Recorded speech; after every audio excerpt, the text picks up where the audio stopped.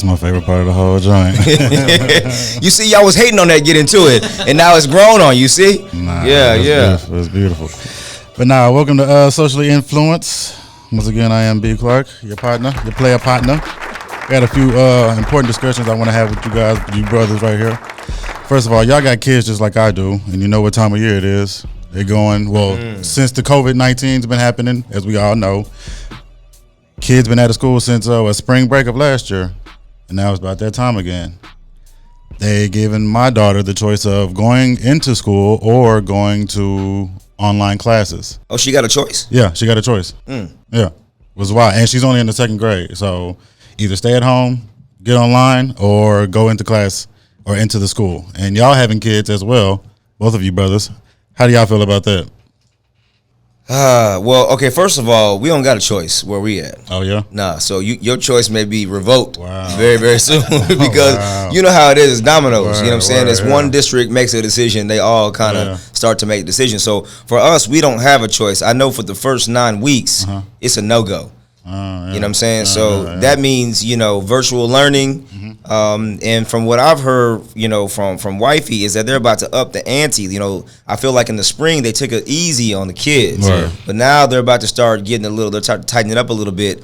And so that begs the question, not only about school, but what happens to, parents, right? Going back to work into an office, it's not going to be feasible because if for the first 9 weeks, kids have to do virtual learning, okay, or the risk of, how do you expect a second grader, right? Yeah. In your case, right, for a little girl to keep her mask on all day long and not fidget, they can barely get kids to sit still as it is and not fidget with themselves in pencils and other people. Now they're going to keep a mask on all day long. That's just not realistic to me. I'm torn on it because I know that how serious the issue is, and I understand the magnitude of it. You can't risk children being in the schools and things like that. So I'm with whatever is good for the children. Like if they don't need to be there, if it's not good enough for us to do certain things, then kids should definitely not be in school.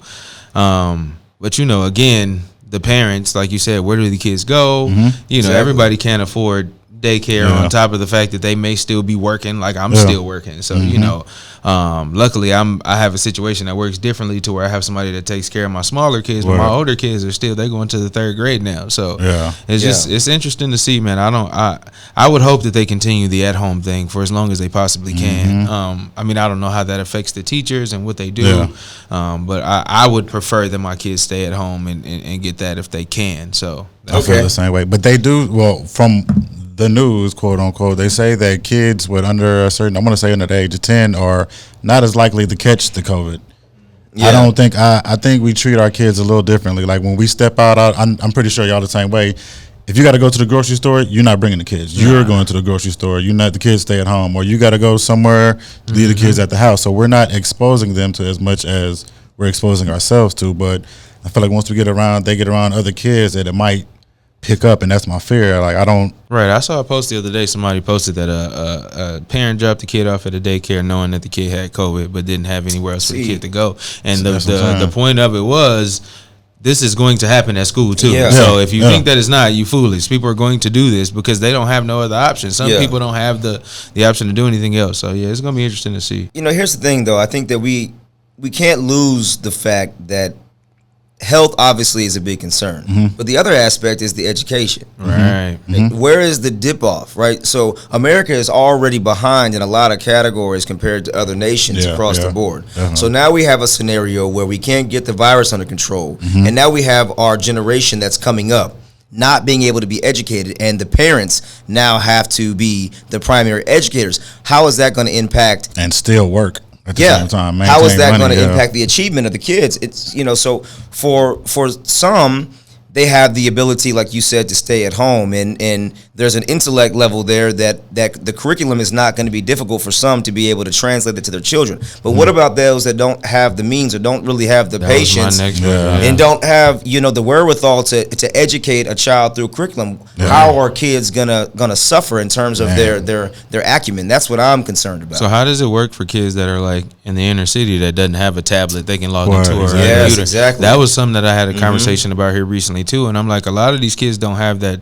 Like I didn't have a fancy computer in my house growing up. So if I had to stay at home and learn, it was going to be papers, and this is what I dropped back off. I mean, I had my experiences with, being homeschooled myself. So, but I definitely thought about that the other day. I was like, damn, what about the kids that can't log on and do this? They can't, They just stuck or have to go to a friend's house or the library or, whatever's feasible. Or the kids that learn different, because not everybody learns the same. You can read this, you can show them how to read this and do this, and then bam, or some kids need to be hands-on. And the more parents, physical. a lot of them don't know how to do this new shit anyway. Like a lot, that's what I've been seeing is like parents complaining about the stuff is different. They don't understand it. Like, and that kind of has you lose your patience after a while. Like, shit, I don't know what to tell you. Like, go ahead and just, whatever that is now, however y'all get to 2 times 2 now, do your thing, however y'all work it out. But you know what, Clark, though, I think that it actually benefits the kids that learn different. So for example, like my son, he doesn't do well with the traditional school curriculum format. Right? It's too rigid for him. He's more of a creative. He's very eclectic in the way that he thinks and he processes information. And he struggles with, the very quick, pithy 45 minutes, switch. So actually he's benefited very much so from having kind of his own schedule and being able to do things on his own accord, and we're able to talk through things with him. So I think for kids that have those kinds of situations, they're gonna thrive in that environment. Now, you talked about the ability for the kids in the inner city to be impacted. I agree with that 100%. There was even kids that are in the burbs we were seeing that don't have access to tablets, like you were saying. And also, what about kids in rural areas that don't have the Wi-Fi connectivity? I was just out, as y'all know, struggling, up in a place where I could barely download files. So what about those kids? How does that impact them? I think that the country's in trouble, man. I agree. Even what about the special needs kids? Yeah. What about the attention that they need? You're right. Yeah, like they kind of get lost in all the sauce too. And the lack of ability of a parent to even know how to deal with teaching a special needs kid. Like exactly, it's gonna turn into a bigger issue. The same way that we talked about with domestic violence in the home and everybody quarantining together. And like these things are going to come to a head eventually. So hopefully they get something worked out, even if it means minimal time in the classroom. If they split the size of the classroom and spread them out, so this section goes for 3 days out of the week, and then y'all come the other 3 and we keep y'all all. I don't know. It's a difficult road to map out. It is. If I would say there's any positive to this, I would say that as parents we rely too much on the school to educate our kids. Right? We expect the kids to teach our kids everything about every aspect of life. And so it's putting the onus back on parents to say, no, you got to be involved in this education process, which I think is good for the accountability and the sense of ownership that's going to come from it. Right, right. And not to prolong this any longer, but I think that's a very big issue that you're speaking about, because even I think I was watching something here recently where like a little girl got kidnapped, right? And the mother went to the school and she's talking to the teacher and she's like, well, if she wasn't here, isn't it your responsibility to know where she's at? And the teacher was like, no, you're the parent. You should always know where your child is. And so I think that's a big deal too. A lot of people just drop their kids off at school to have somewhere for them to go throughout the day. School is not daycare. Right. So yeah, that's get it together, people. Now is the time for you to get your parenting skills to a T. Like, get it together. Exactly. Next topic I got for you guys is the way 2020 has been going. Even with the topic I just gave y'all, with your kids going back to school, it could put a lot on a parent's mind, a man's mind, dealing with having to be the breadwinner of the house, having to focus on everything, taking care of everybody, and it's just a lot of pressure on those brothers that a lot of people don't realize. So it can put a lot on your mind and your mental health. And I just want to bring that up to y'all. We have to focus on our mental health, make sure that each one of us stay positive, stay together, stay focused on the same path. I had a little conversation with, like I said, a doctor friend of mine, and we were talking about men's mental health in 2020 and everything that's been going on. And pretty much she told me that research says that women tend to discuss mental health and coping with emotions more than men, which is pretty much obvious. And while research says that women experience major depressive disorder 1.5 to 3 times more than men, and are twice as likely to have a generalized anxiety disorder, it's still important to make sure we discuss this. So I got a few questions with you brothers to see how y'all's mind and how y'all been going on in y'all's life right now. First of all, did y'all talk about y'all emotions when y'all were growing up? Oh man, I can start this one. Yeah, go ahead.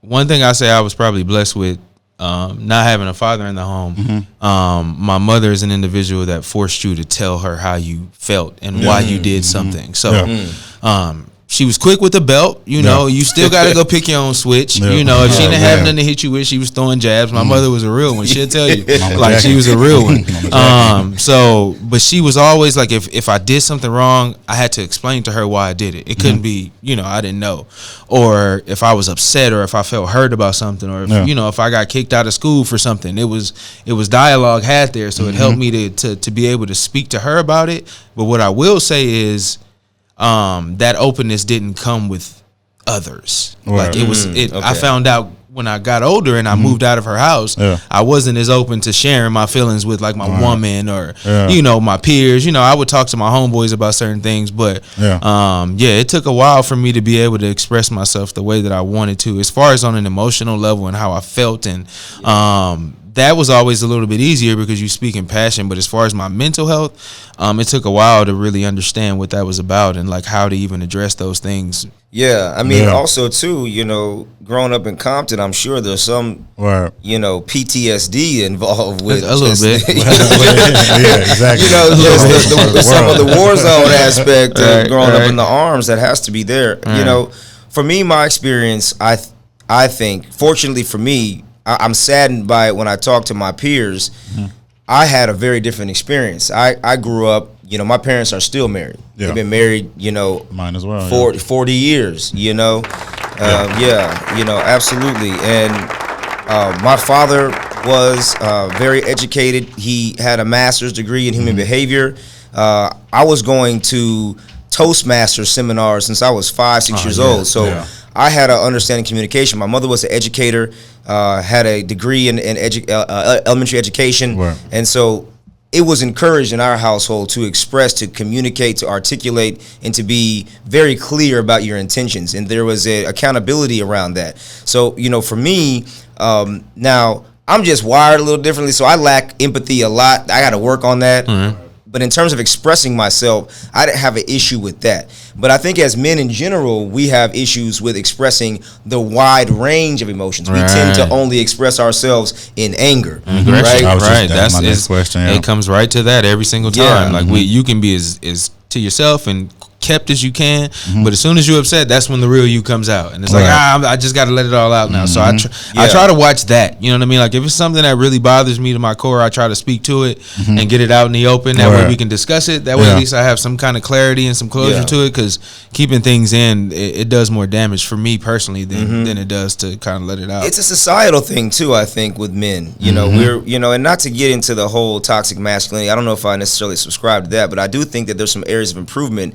in society that society gives men cues that we can only express ourselves in one way, and it's looked as a feminine thing to do something otherwise, or a weakness. Exactly. So we don't articulate the range of emotions like I mentioned earlier. You know, sadness, anger, disappointment, frustration, hurt, pain, you know, all those different things are fine to express. It's a matter of how you express them. I think that when we think about emotions, we think about how women tend to express themselves, which is in a much more overt way. And what I've learned from myself personally is that I can communicate and express emotion without having to express it the way that a woman does in an overt way.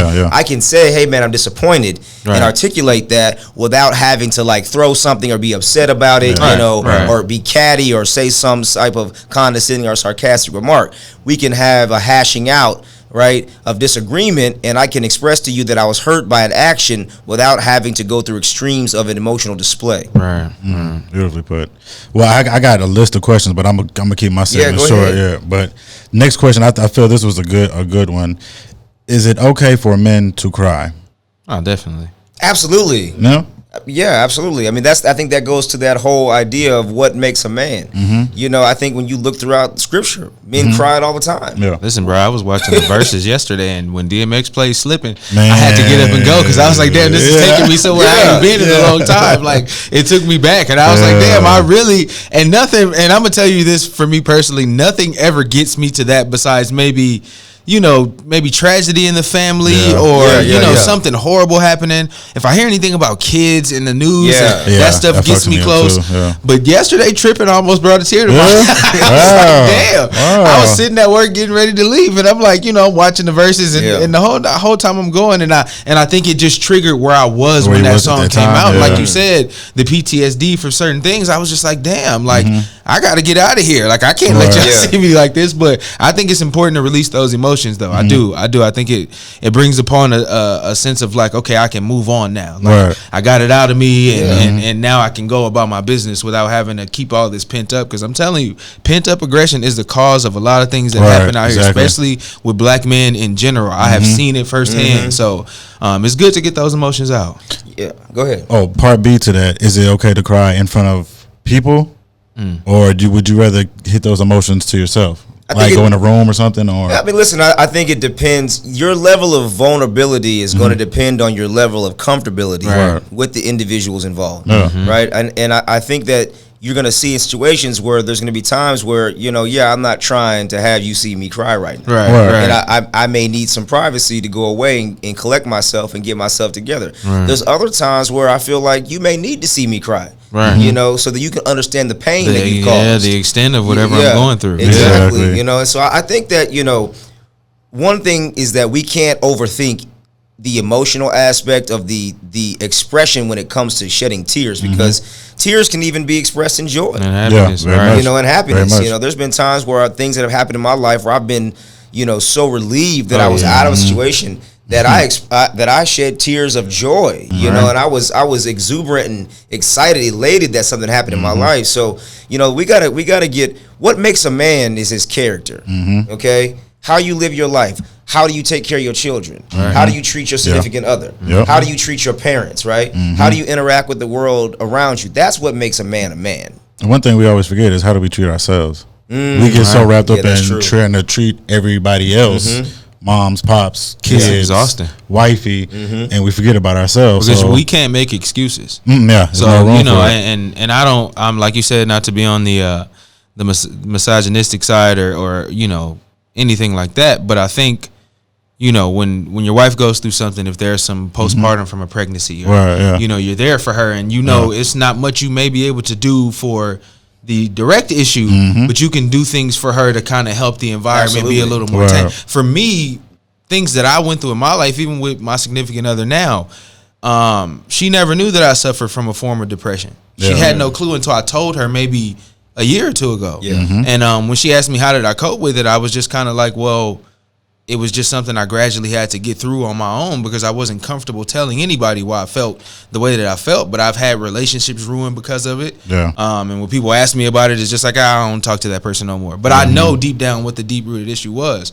So just expressing that stuff and getting it out, it's important, man. It is. I can't express that enough. For anybody who's going through something, sometimes it's easier to talk to people that have gone through that. So maybe if you're keeping it to yourself, it's one thing, but if you have somebody that's been through it, like, talk to those people. I'm not big on going to see a doctor, so I'm not going to really say that. I'm not. You gotta change that though. I know. I'm getting there. Getting there. But if it's somebody that that's been through those things, like, be open about them things, man, because it does more help than it does anything else. I've gone to counseling. Absolutely. Like for yourself or like marriage counseling? For myself. Okay. And marriage counseling. Yeah, absolutely. There's a benefit in going to therapy, because you need somebody with a perspective that's not inside your situation to be able outside to speak, to be able to tell you about yourself. And one of the things that actually helped me become more empathetic and more sensitive to people surrounding was because of sessions that I had with a counselor. And she candidly told me that you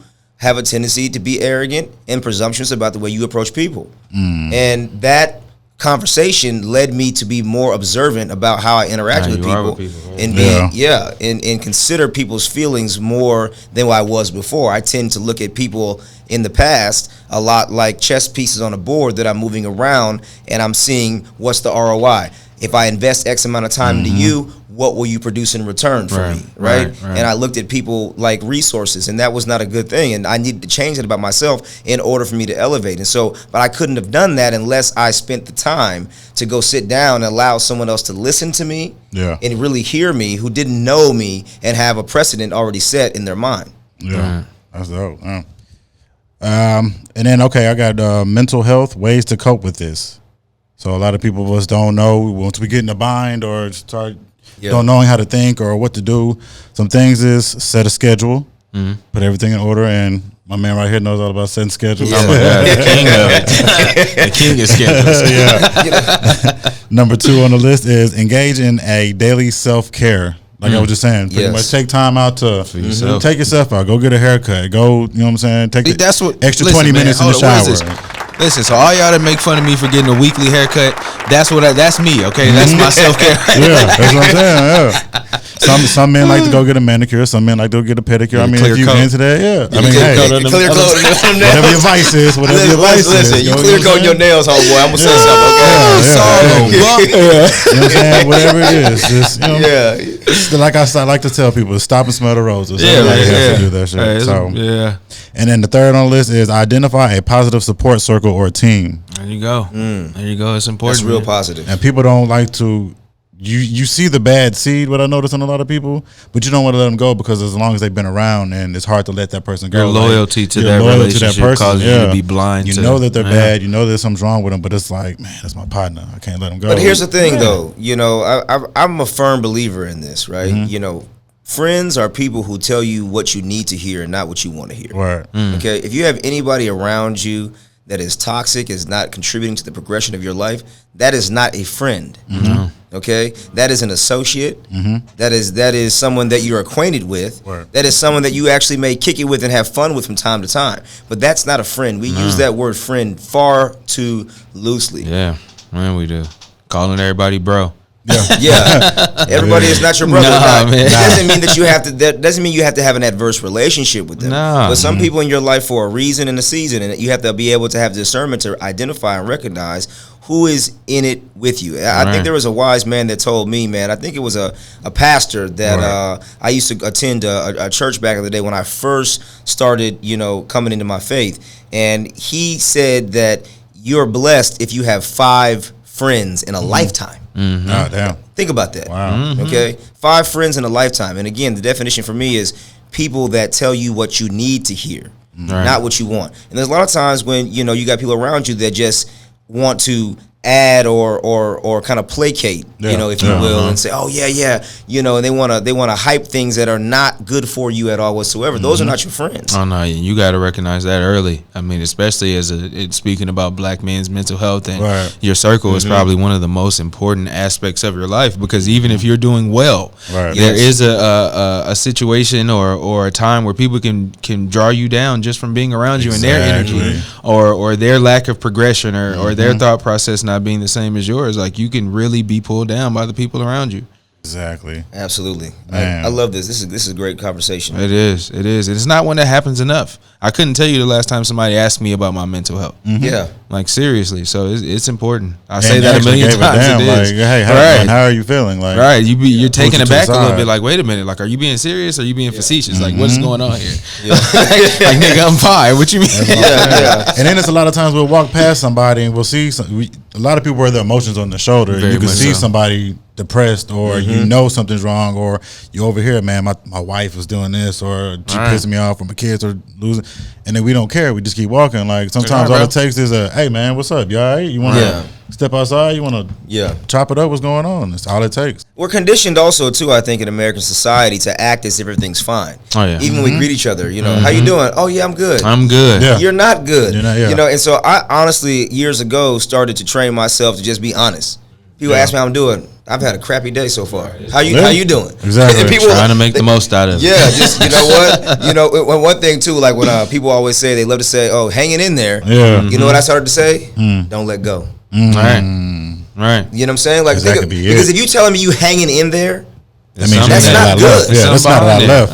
That means somebody pushed you over the edge. You just slipped. You hanging in there. You know what I'm saying? No, man, don't let go, man. You got to keep. We have to move from surviving to thriving. Right. And I think so many, especially black men, are in survival mode on a regular basis, man. But we got to move out of that survival mode and start thriving in life. And it starts, I believe, obviously, not it starts, but a part of it is the mental health. I believe spiritual health too, as well as as well. Shit, even physical health. Right. Yes. going around eating cookies and fucking and cakes and if stuff. You feel bad. You feel bad. You do. You do. Our body ain't made for that. So yeah. What did Deion Sanders say? Remember that his famous quote. He said, "You look good, you feel good. You feel good, you play good." Right. For and real. that goes with life you too. play as good, well. you get paid good. Yeah. That's OG Prime. OG, shout out to Prime though. For real. Shout out to Prime. All right. Well, let me jump into some of these comments real quick. Oh, time. Get into it. One more time for me. Yeah, get into it. Hey. All right, this one is about the Elijah McClain killing, and this is I can't fuck this name up. There we go. Come on. Bjorn Valentine. There we go. Good job there. Bjorn Valentine. That was It's easy. Easy. But upon that conversation, lit convo once again. EM's Elijah McClain's death did hit different. Learned a bunch per usual. Keep swinging at him. Great content. Oh, thank you there. Look at that. Thank you, Mr. Valentine. We appreciate you. Bjorn, is the E silent? Bjorn Ironside. Bjorn. Yeah. Okay. I appreciate that. Yeah, that means you're actually paying attention to what we're saying, right? And processing it instead looking of just past the damn title, going for it. Yeah. You got a black brother with a Nordic name. Listen, man. I'll take it. We all got these European names out here, though, man. For real. I mean, I ain't even gonna get it. That's a whole other conversation. Tell you my whole name. Names, so I was going to say, this is pretty standard. Yeah. But the next one is about tongue tied. Shit, I got your syndrome. Yeah. Man. Say it over again. I'll cut it for you. All right. About black independence is the next topic I have from a Raphael Tillman. Dangerous, disrespectful, and incredibly asinine statements. Bottom line, I will never attach myself to a party that harbors racists, hate groups, and white supremacists. Therefore, suggest that we give our votes away too easily without. Oh, I screwed that up. That we give our votes away too easily without putting into clear context is ignorance. I'll tell you what I said to good old Raphael. Okay, yeah. Okay, listen. You the one that typed it up. Yeah, I'll tell you, and it was a little lengthy, so we'll, it basically said, Raphael, I'm not sure you even watched this video. At no point was it suggested for anyone to vote for any particular party over the other. This is simply a discussion piece about black independence. We want our people to be more aware of the decisions they make and not to give their votes away to a particular party because they are for black people when in actuality no political party is. There you go. You can view the full video on our page, my brother. There's always a way to discuss these issues without the divisive tones or negative energy. Our show is a show made by us for us. Don't get it confused. Enjoy your day. Hey, shout out to you, man. Shout out to you for that, man. Goodness gracious, watch the video and listen with an open mind, man. We not on here speaking no nonsense. Goodness gracious. Now he did come back and apologize. Shout out to my man. Shout out to my man. Shout out to him, man. He did come back and apologize after your comment and said that he should have watched it. He apologized and he went on to give his perspective in a more respectable manner. Right. Oh. Also, I meant to tell y'all. This is still on topic. Norman that we talked about from last week. I don't know if y'all noticed, but my boy Norman wouldn't like the page after we. Man, come on, Norman. So Norman will see all our content. We appreciate you, my guy. I just wanted to throw that. I saw it when it popped up. I was like, well, I'll be. My boy just went ahead and logged in. I went and tagged him and said he made it in our show. Nice. Okay, nice. I appreciate probably that. Giving us the bird right. We love you, Norman. Bastard. But I do want to say to Raphael Tillman, a lot of you don't see that on the internet. People going back and apologizing. Oh yeah, he did. He did. So big up to you for that apology, brother. Like, admitting you're wrong. No disrespect. We need to do that. Yeah, we grown men. Love. We didn't take last no way. week, man. Civility, man. Right. Last comment is about friendly white people. Classic Uncle Tom response we got here, baby. Right on the money. I'm gonna say it right there to you. Cook at me. Yeah, right. Anyway, it's from Kenneth Noel or Noel's. Screwed that up. Anyway, I don't care. It's not so much nicer. It is the way they Damn, look at me, man. You know what? He also listen. In your defense, there's literally no punctuation at all. So you just flowing through it. Yeah, okay. You just slow it down. Really, let this one marinate. It's not so much nicer. It's that they are wise racist people. They pay attention. They pay attention to the time they study while we're out there twerking, rap battling, dumb stuff. We need to be studying the scriptures, studying nature, cleansing our bodies, raising our children right, and civilizing them. Oh, he's missing that and civil. Okay, it's throwing me off, man. First of all, brother, you need to go back to this run-on sentence, bro. Why the fuck you down? Fuck that. Why you talking down on battle rap, nigga? It ain't got nothing to do with this. I know it's like, hold on, like twerking and battle rap ain't the same thing, okay? Listen, that's my part. Man. I don't care about nothing else he's talking about. He said though, hold on though. He said that it's not that they're nicer, they're a wise race of people. They're wise. So it's not so much that they're Anglo-Saxons are wise. That's the reason why they. Can you see my man sitting there like they're such wise set of people, tapping his Uncle fingers? Ruckus sitting Uncle one eye open. Ruckus. Get out of here. He ain't even Uncle Tom. He is Uncle Ruckus. That great talking down on the great white man. Talking down on the great white man. Talking down on. Come on, listen, Kenneth. You got to do better, my brother. You got to do better, man. First of all, if you're going to come and you're going to insult your own people, at least do it with a much better grammar and punctuation. Because one thing about the English language, white folks should have taught you how to punctuate your sentences. Exactly. Ain't no change in that. Yeah, see, you know the slaves that stayed at the plantation, they still didn't get no books. So my boy didn't learn the comma. But we got love for you, bro. You commenting, and any engagement is good engagement. So it's all jokes and giggles, but it listen, how you feel is how you feel, and we're not joking about that punctuation. Fortunately in life in America teaches you these lessons about this wise race of people that you speak about, so you can put as much faith in them as you would like to, and not all are the same, but you will come to learn that they not on your side, my brother. So hopefully you get some insight. There are some allies. There are some allies. Shout out to the allies out there. Right, yeah, they all out there. But just make sure that you choosing the right ones, my brother, because they still out here trying to lynch us. So remember that. It's like it's not a game. Like it's not a game at all. That bubble ball is little locker for no reason. And saying all of anything is unwise, Mr. Noel. All of anything. That's 100% of all people cannot be all things, right? So we obviously on here criticize our own people for certain things. You see what I'm saying? So you can't be jaded in your thinking. Never. All right.